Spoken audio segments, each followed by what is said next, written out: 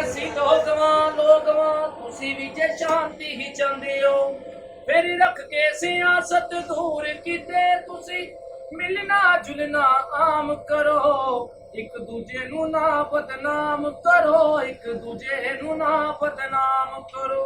जी मेरा नाम नासिर भट्टी है और दोस्त मुझे प्यार से डीजे भट्टी के नाम से जानते हैं। सिल्वर की भट्टी है यहाँ पे 600 डिग्री तक हीट होती है, तो यहाँ पे काम करता हूँ। काफ़ी मेहनत होती है, पसीना बहुत निकलता है, गर्मी बहुत लगती है, लेकिन मजबूरी है।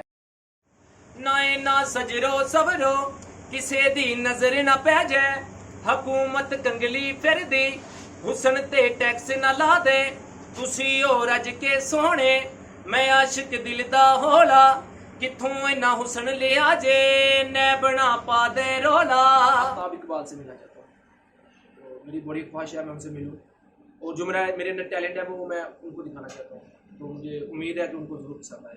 जी मैं मीडिया से सेटिस्फाइड हूँ, क्योंकि जिसको देखो वो यही कह रहा है कि ये देखें ये हुक्मरान ये खा रहा है, ये पी रहा है, ये पहन रहा है।